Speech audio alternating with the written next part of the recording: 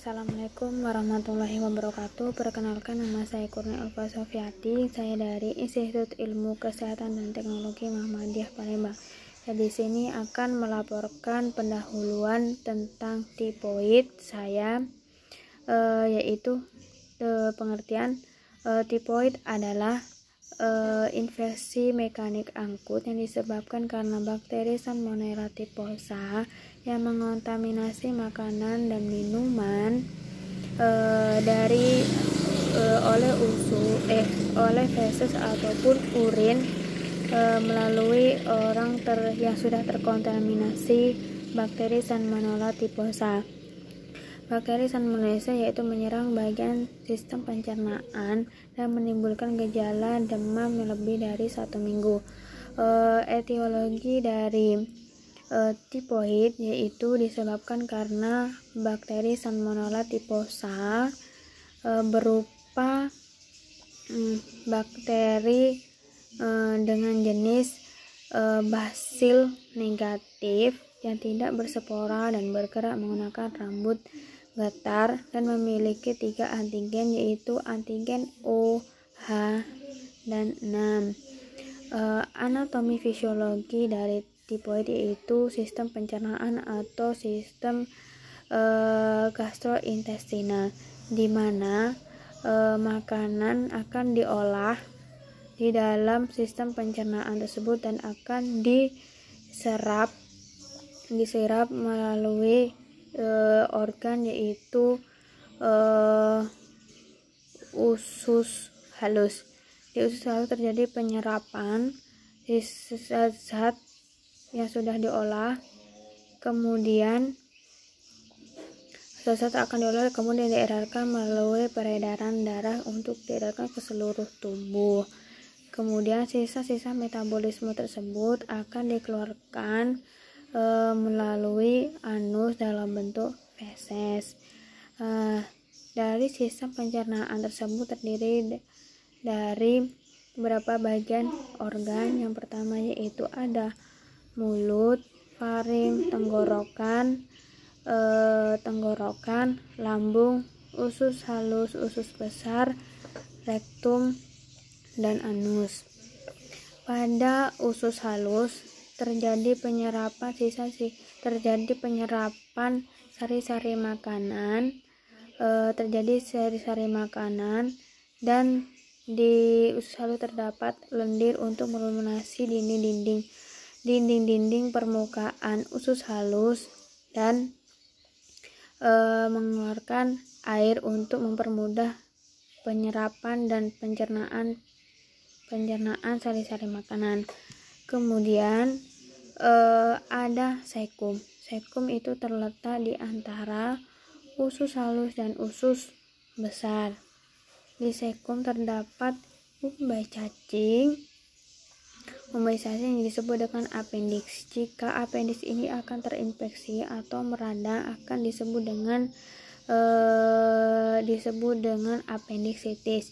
Yang selanjutnya yaitu ada organ usus besar atau kolon.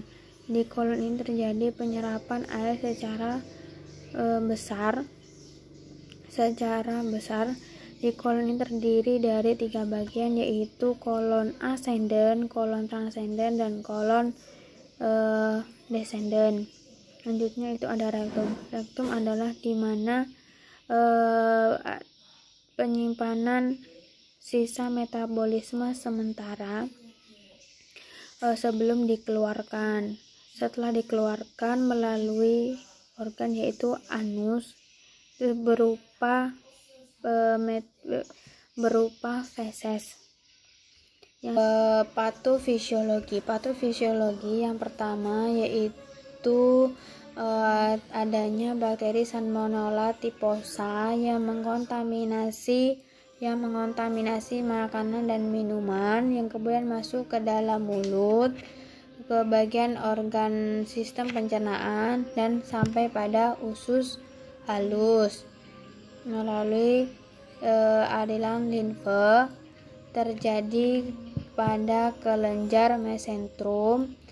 Di kelenjar mesentrum terjadi perkembangbiakan atau penggandaan bakteri. Yang selanjutnya terjadi mekanisme klinis berupa mual, muntah, dan anoreksia, sehingga anoreksia. Kemudian setelah itu bakteri yang sudah berkembang tersebut akan masuk melalui peredaran darah. Dari peredaran darah tersebut akan leukopenia dan terjadi perubahan termoregulator pada hipotalamus dan menyebabkan demam. Jika demam itu tinggi, akan mempengaruhi gangguan kesadaran. Dari peredaran darah tersebut akan masuk ke organ-organ lain pada tubuh seperti empedu, limfa ataupun hati. Dari tersebut akan mengakibatkan peradangan atau pembesaran hati sehingga timbul nyeri, tekan. Dan jika hal ini terjadi, maka akan mengakibatkan komplikasi pada penyakit tersebut. Yang selanjutnya yaitu ada pathway. Yang pertama yaitu ada bakteri Salmonella typhosa. Bakteri Salmonella typhosa ini mengkontaminasi makanan atau minuman, kemudian masuk ke dalam tubuh, ke sistem pencernaan, dan timbul typhoid abdominalis. Yang pertama yaitu ada yang mempengaruhi bagas organ lambung. Di lambung terjadi peningkatan asam lambung dan menimbulkan gejala klinis seperti mual, muntah, anoreksia, sehingga timbul masalah nutrisi kurang dari kebutuhan tubuh. Dan jika mual muntah terjadi terus-menerus akan mengakibatkan kekurangan volume cairan. Nah, selanjutnya yang kedua yaitu ada perubahan pada organ usus. Di usus yaitu limfosit, nyeri, ileum mengakibatkan peredaran darah dan peritonitis pada ileum dan mengakibatkan perkembangbiakan dan akan mengakibatkan bakteri masuk ke dalam organ limfe maupun hati, sehingga bakteri akan berkembang biak secara terus-menerus, kemudian akan mengakibatkan hiperplasia. Jika terjadi hiperplasia akan menimbulkan perubahan pada saraf tersebut, terutama saat ditekan akan menimbulkan nyeri tekan pada ulu hati dan timbul masalah nyeri angkut. Pada sistem lain yaitu adanya perubahan jaringan. Jika ada perubahan jaringan yaitu mengakibatkan perdarahan dan akan mengaktifkan sel pirogen. Dari sel pirogen ini akan akan mengganggu termoregulator pada hipotalamus dan timbul masalah hipertermi. Yang selanjutnya yaitu ada tanda dan gejala yang ditimbulkan, yaitu mekanisme klinis, yaitu pada tipoid ini terjadi timbul saat hari ke-10 sampai hari ke-14. Pada minggu pertama biasanya timbul gejala seperti mual, muntah, anoreksia, pusing, nyeri pada otot, dan demam. Jika pada minggu kedua terjadi seperti demam, brakikardia, kemudian hepatomegali, dan gangguan mental. Yang selanjutnya yaitu ada pemeriksaan penunjang. Pemeriksaan penunjang yang dapat dilakukan yang pertama yaitu ada pemeriksaan leukosit untuk mengetahui jumlah leukosit. Yang kedua ada SGOT dan SGPT.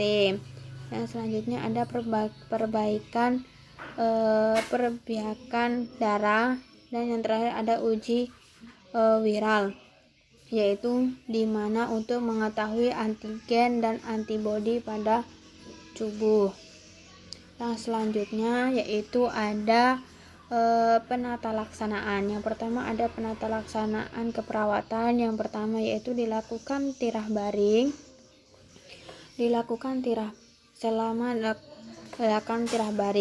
Selama dalam melakukan tindakan perawatan, terutama pada saat klien mengalami penurunan kesadaran, sebaiknya dilakukan pergantian posisi untuk mencegah terjadinya dekubitus. Yang kedua yaitu diet, di mana klien mengalami tipoid ini dianjurkan untuk diet, terutama makanan yang mengandung serat ataupun nasi.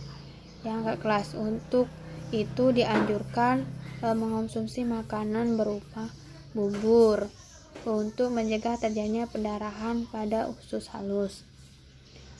Yang ketiga yaitu pemberian obat. Yang pertama obat yang dapat diberikan yaitu obat antibakteri seperti amoxicillin dan ampicillin.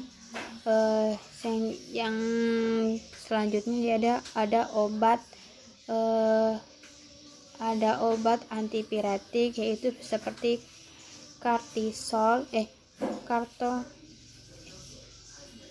kartotiroid dan antipiretik. Yang selanjutnya yaitu ada ASKEP, yaitu yang pertama ada pengkajian. Di pengkajian yaitu pertama ada identitas dari pasien, yaitu seperti nama, tanggal lahir, nomor rekam medik, tanggal masuk ke rumah sakit, umur, dan jenis kelamin. Yang selanjutnya yaitu ada riwayat kesehatan. Yang pertama kesehatan umum, yang pertama dirasakan yaitu seperti mual, muntah, tidak nafsu makan maupun pusing. Yang selanjutnya yaitu riwayat kesehatan sekarang, yaitu seperti mual, muntah,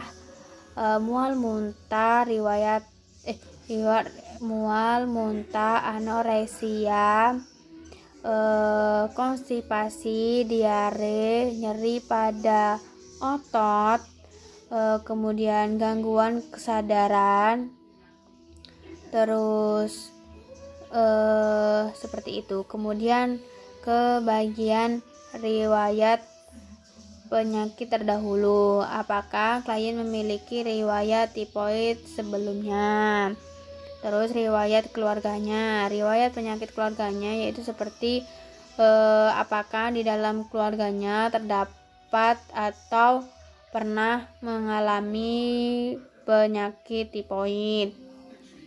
Yang selanjutnya yaitu ada pola kesehatan. Yang pertama yaitu pola persepsi pemeliharaan kesehatan. Yang kedua ada pola nutrisi dan metabolisme. Yang ketiga yaitu ada pola istirahat dan pola tidur.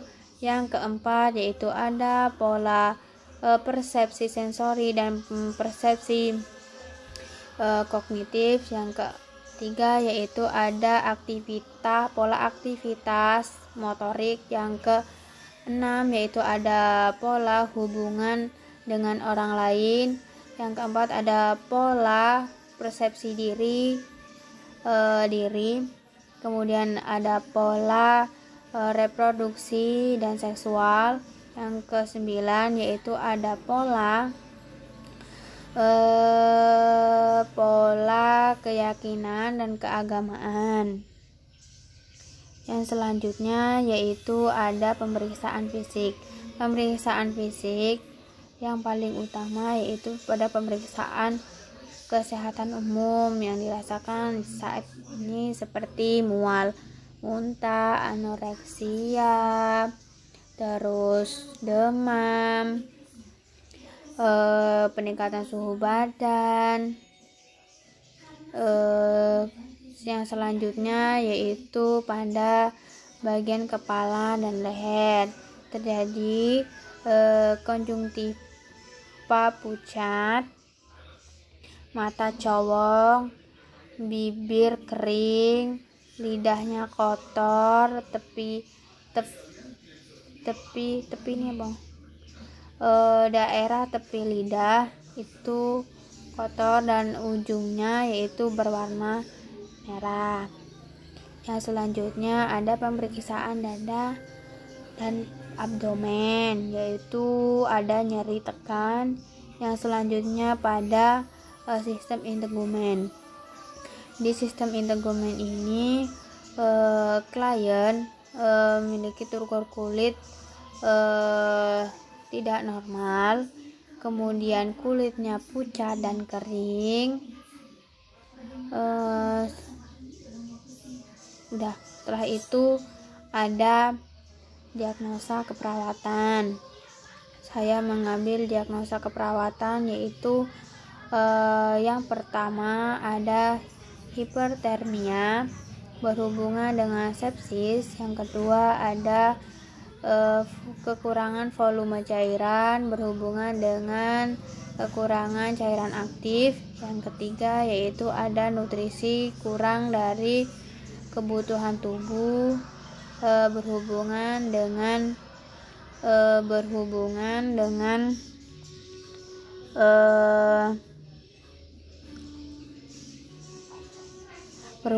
dengan asupan makanan, kekurangan asupan makanan.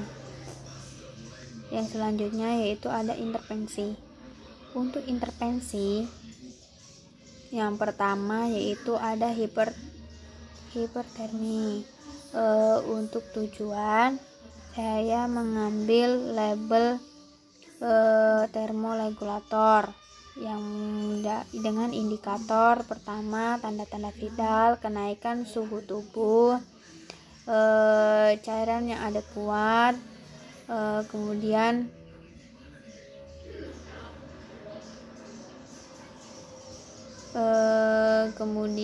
ada nadi radikal. Selanjutnya untuk tujuan yaitu saya mengambil pengaturan suhu. Yang pertama yaitu untuk memonitor suhu tubuh selama 2 jam sekali. Kemudian anjurkan klien untuk kompres hangat, memakai baju tipis. Kemudian kondisikan lingkungan. Kemudian tanda-tanda vital. Setelah itu nutrisi yang ada kuat. Yang selanjutnya yaitu yang kedua yaitu ada kekurangan volume cairan. Saya mengambil label kekurangan volume cairan, labelnya hidrasi yang dapat dengan indikator yaitu turgor kulit, kemudian mukosa bibir, kemudian intake cairan, kemudian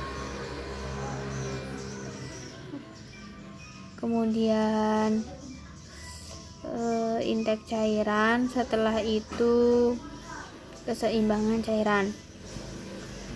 Yang label selanjutnya untuk label tujuan saya mengambil manajemen cairan. yang dapat dilakukan yaitu tanda-tanda vital, kemudian monitor cairan yang masuk, kemudian berikan cairan intravena, kemudian monitor keseimbangan cairan. Setelah itu diagnosa yang ketiga yaitu ada diagnosa terakhir atau diagnosa yang ketiga yaitu ada nutrisi kurang dari kebutuhan tubuh. Saya mengambil status nutrisi dengan indikator asupan makanan, asupan nutrisi, makanan seimbang. Kemudian label manajemen nutrisi, yaitu yang pertama asupan makanan yang masuk adekuat, nutrisi adekuat, kemudian menganjurkan kalian untuk makan sedikit tapi sering, kemudian usahakan makan yang dimakan itu berupa serat dan tinggi protein, kemudian kolaborasikan dengan tenaga kesehatan lain yaitu bagian gizi, kemudian timbang berat badan per hari. Mungkin itu saja yang dapat saya sampaikan, kurang dan lebihnya saya mohon maaf. Terima kasih. Assalamualaikum warahmatullahi wabarakatuh.